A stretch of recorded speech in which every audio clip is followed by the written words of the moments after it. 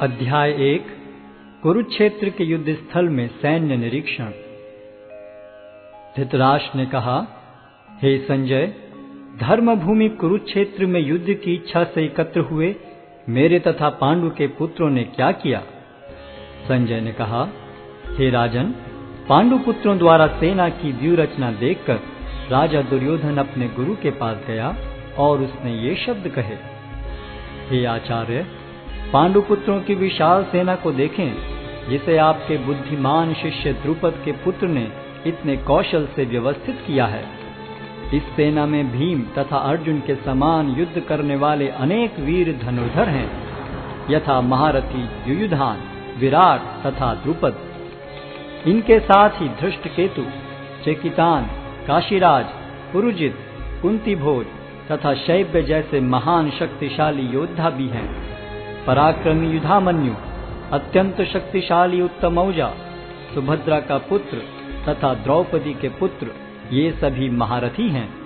किंतु हे ब्राह्मण श्रेष्ठ, आपकी सूचना के लिए मैं अपनी सेना के उन नायकों के विषय में बताना चाहूंगा जो मेरी सेना को संचालित करने में विशेष रूप से निपुण हैं। मेरी सेना में स्वयं आप, भीष्म, कर्ण, कृपाचार्य, अश्वत्थामा, विकर्ण तथा सोमदत्त का पुत्र भूरिश्रवा आदि हैं, जो युद्ध में सदैव विजयी रहे हैं। ऐसे अनेक वीर भी हैं जो मेरे लिए अपना जीवन त्याग करने के लिए उद्यत हैं। वे विविध प्रकार के हथियारों से सुसज्जित हैं और युद्ध विद्या में निपुण हैं। हमारी शक्ति अपरिमेय है और हम सब पितामह द्वारा भली भांति संरक्षित हैं, जबकि पांडवों की शक्ति भीम द्वारा भली भांति संरक्षित होकर भी सीमित है। अतः इस सैन्य व्यूह में अपने अपने मोर्चों पर खड़े रहकर आप सभी भीष्म पितामह को पूरी सहायता दें।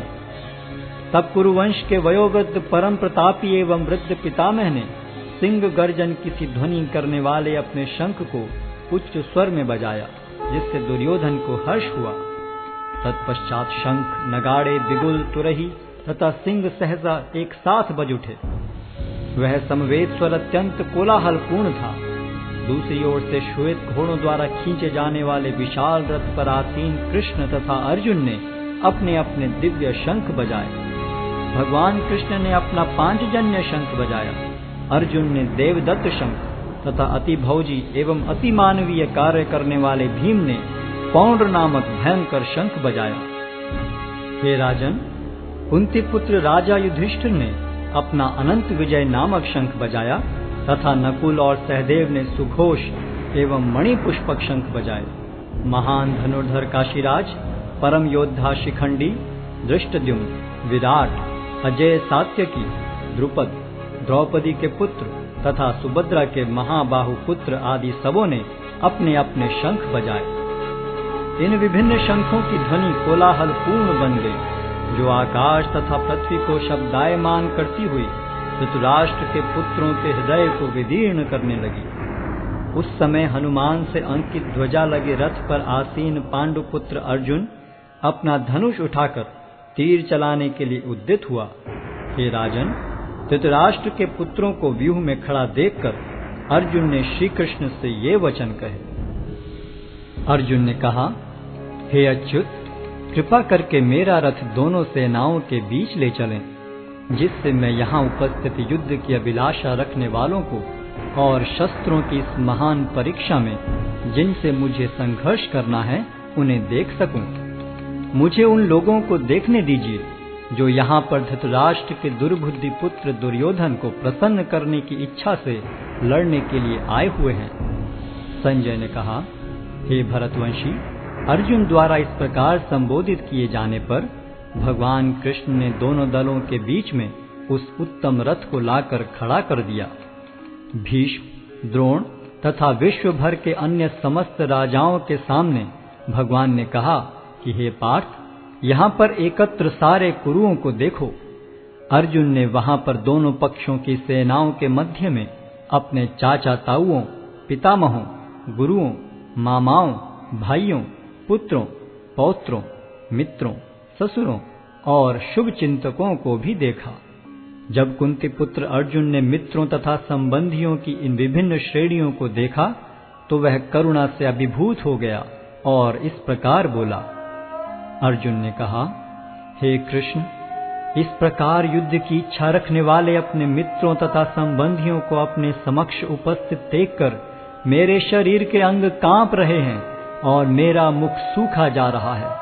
मेरा सारा शरीर कांप रहा है, मेरे रोंगटे खड़े हो रहे हैं, मेरा गांडी धनुष मेरे हाथ से सरक रहा है और मेरी त्वचा जल रही है। मैं यहाँ अब और अधिक खड़ा रहने में असमर्थ हूँ। मैं अपने को भूल रहा हूँ और मेरा सिर चकरा रहा है।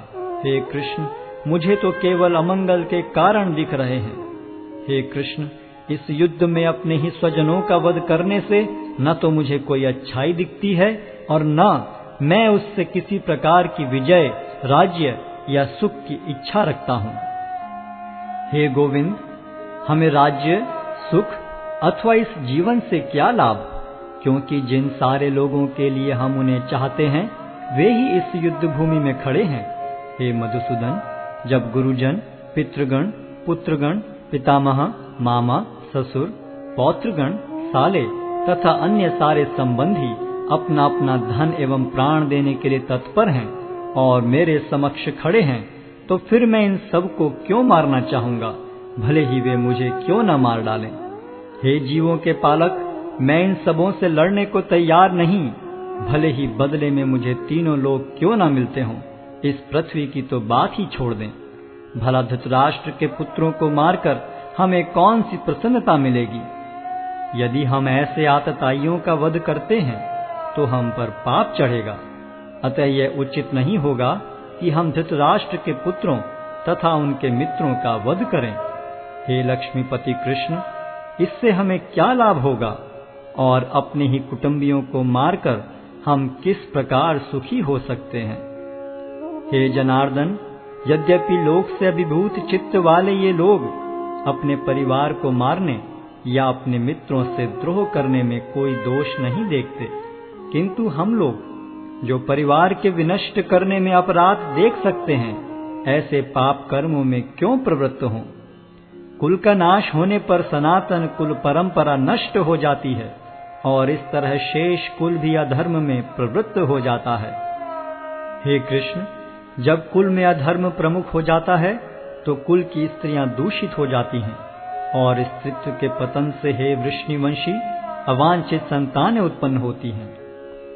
अवांछित संतानों की वृद्धि से निश्चय ही परिवार के लिए तथा पारिवारिक परंपरा को विनष्ट करने वालों के लिए नारकीय जीवन उत्पन्न होता है। ऐसे पतित कुलों के पुरखे गिर जाते हैं, क्योंकि उन्हें जल तथा पिंडदान देने की क्रियाएं समाप्त हो जाती हैं। जो लोग कुल परंपरा को विनष्ट करते हैं और इस तरह अवांछित संतानों को जन्म देते हैं, उनके दुष्कर्मों से समस्त प्रकार की सामुदायिक योजनाएं तथा पारिवारिक कल्याण कार्य विनष्ट हो जाते हैं। हे प्रजापालक कृष्ण, मैंने गुरु परंपरा से सुना है कि जो लोग कुल धर्म का विनाश करते हैं वे सदैव नरक में वास करते हैं। ओहो, कितने आश्चर्य की बात है कि हम सब जघन्य पाप कर्म करने के लिए उद्यत हो रहे हैं।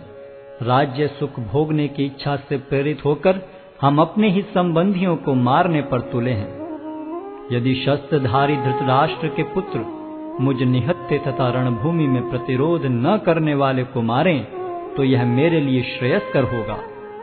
संजय ने कहा, युद्ध भूमि में इस प्रकार कहकर अर्जुन ने अपना धनुष तथा बाण एक ओर रख दिया और शोक संतप्त चित्त से रथ के आसन पर बैठ गया।